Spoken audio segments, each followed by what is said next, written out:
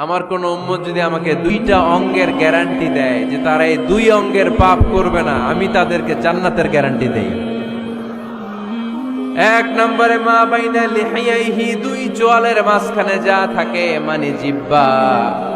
আমার কোন উম্মত যদি আমার গ্যারান্টি দেয় জিহ্বা দিয়ে কোনো মিথ্যা বলবে না, কাউরে বাজে কথা বলবে না, ঠাট্টা বিদ্রূপ করবে না, জিহ্বা দিয়ে যে পাপ কাজগুলো হয় এগুলো করবে না, আর দুই রানের মাঝখানে যে অংশ আছে লজ্জাস্থান, এই দুইটা অঙ্গের গ্যারান্টি যদি আমার কোন উম্মত আমারে দেয়, আমি আমার ওই উম্মতকে জান্নাতের গ্যারান্টি দিয়ে দেব। খবরদার ফেনীবাসী, খবরদার। মন চাইলেই যা মনে চাই মুখ দিয়ে বলা যাবে। আমার রাসূল সাল্লাল্লাহু আলাইহি ইসলামের 11 জন স্ত্রী, এর মধ্যে একজন স্ত্রী ছিলেন একটু স্থূল আকৃতির, মানে মোটা। কি ছিলেন জানেন? ওই স্ত্রীর নাম কি? সফিয়া। কি নাম? সফিয়া বিনতে হুয়াই ইবনে আখতাব। উনি আল্লাহর হাবিব সাল্লাল্লাহু আলাইহি ইসলামের সব স্ত্রীদের মধ্য থেকে একটু স্থূলকার ছিলেন, একটু ফেটি ছিলেন, মোটা ছিলেন। আম্মা জান আয়েশা একবার ওনার প্রতি রেগে আল্লাহ রাসূল সাল্লাল্লাহু আলাইহি ইসলামের কাছে বিচার দিলেন যে আপনার মুটকি বউ। আল্লাহর হাবিব সাল্লাল্লাহু আলাইহি ইসলাম এই কথা শুনে রেগে গেলেন।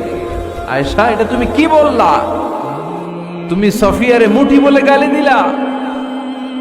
লাকাদ কুলতিলা কালিমাতান লাউ মুজিজাতু লা মাসাজাতিল বাহর।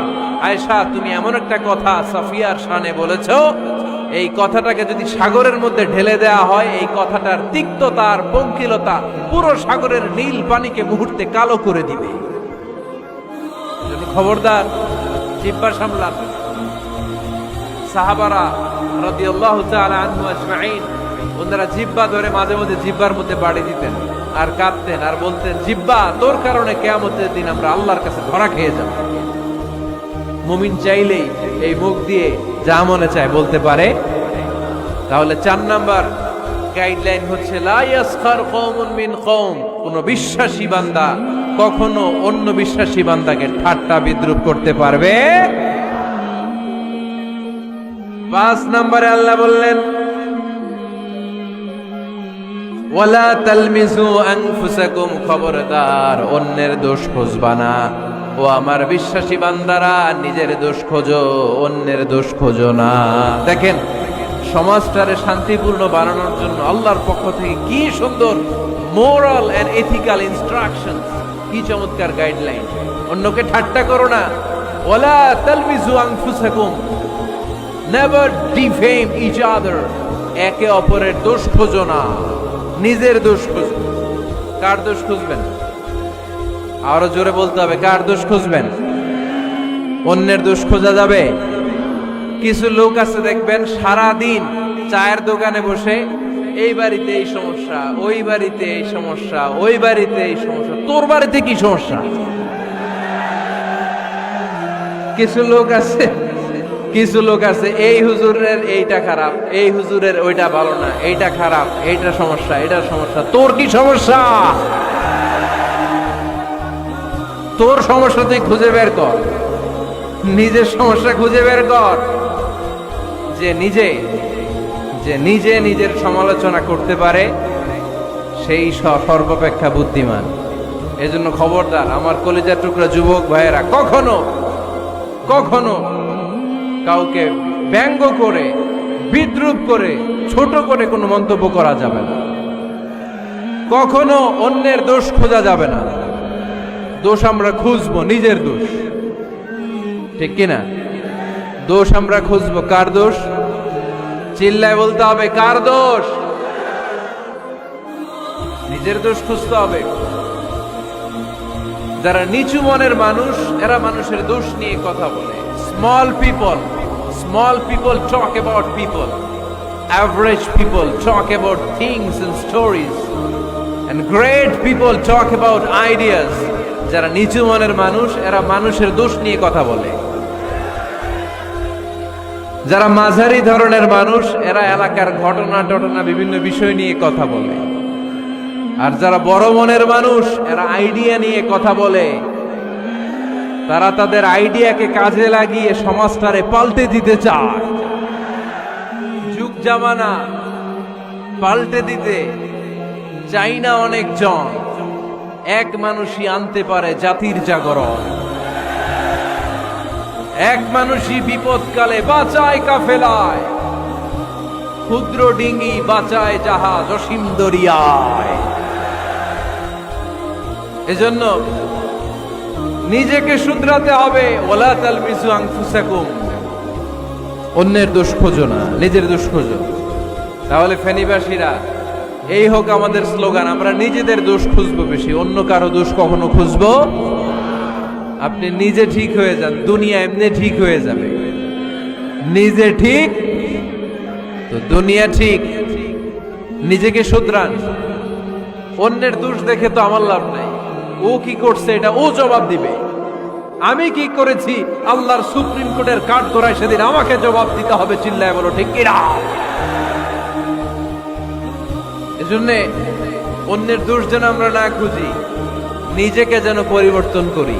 পরিবর্তন করতে রাজি আছি তো সবাই? পরিবর্তনের অগ্রনায়ক হতে রাজি আছি তো সবাই? সিদ্ধান্ত নিতে হবে, শক্ত সিদ্ধান্ত। দাঁড়াতে হবে, সৈনিকের মতো দাঁড়াতে হবে, ঠিক কিনা? আধারে ভয় পেও না, আলো আছে আড়ালে, অন্ধকার পালিয়ে যাবে তুমি উঠে দাঁড়ালে। নিজেকে দাঁড়াতে হবে, নিজের সাথে নিজের শক্ত বোঝাপড়া করতে হবে।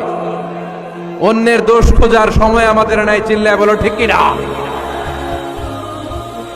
দোষ খোঁজা যাবে না, নিজের দোষ নিজের আমরা খুঁজবো। তাহলে ফেনীর ভাইয়েরা, অন্যের দোষ খুঁজবো না, নিজের দোষ খোঁজা যাবে?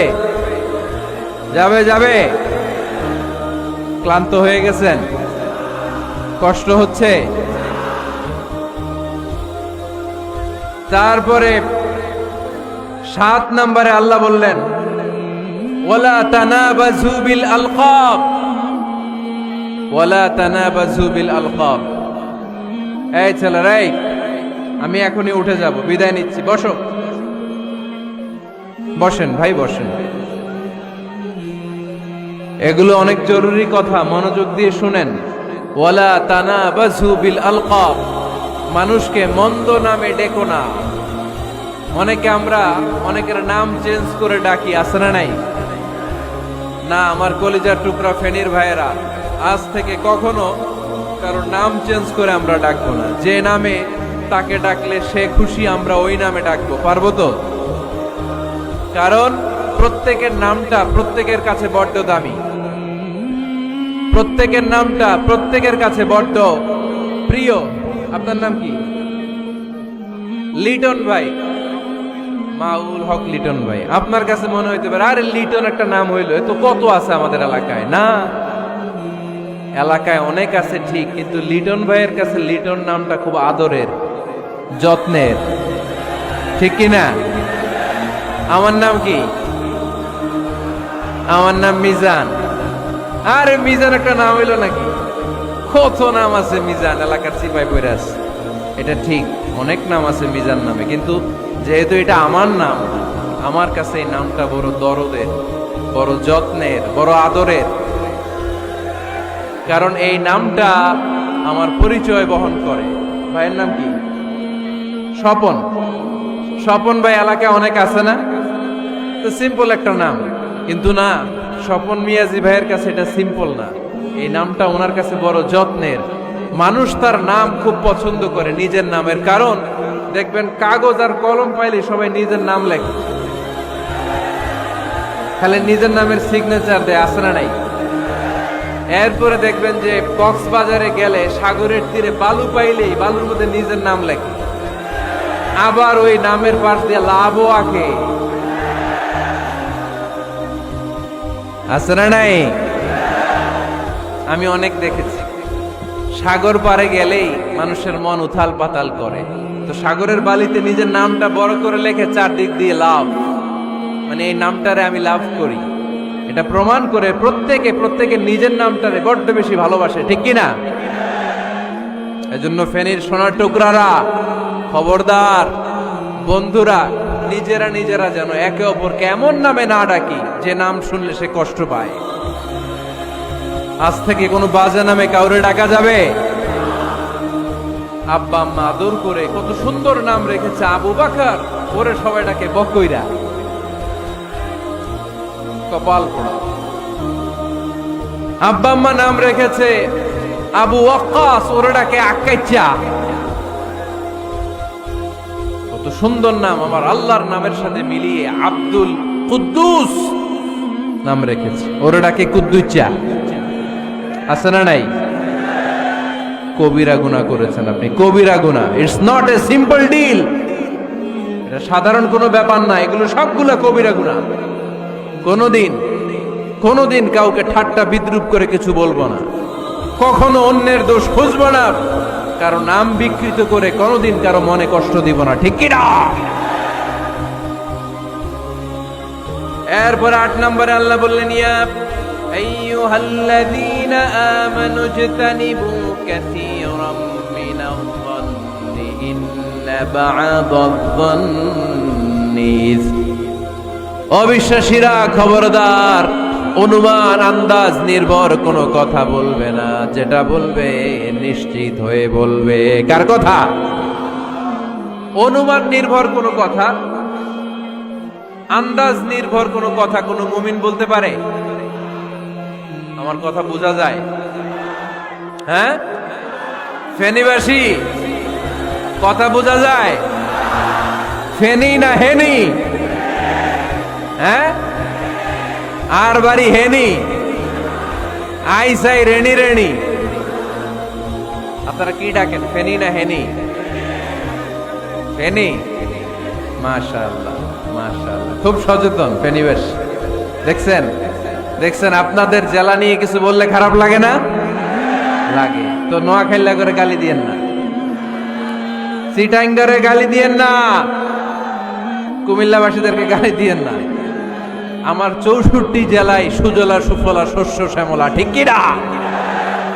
64 জেলা নিয়ে আমার এই বাংলাদেশ। প্রত্যেক জেলায় আমাদের সৌন্দর্য আছে না নাই? এক এক জেলার ভাষার সাথে আরেক জেলার ভাষার কোনো মিল। সিলেটে ছিল আমার গতকাল মাহফিল, আমি জিজ্ঞেস করছি, ভাই সাহেব খিতা হররা, আপনারা বালা আসেননি? তো মহা খুশি, কারণ ওদের ভাষায় কথা বলেছি, ওরা ওদের ভাষাটারে বড্ড ভালোবাসে।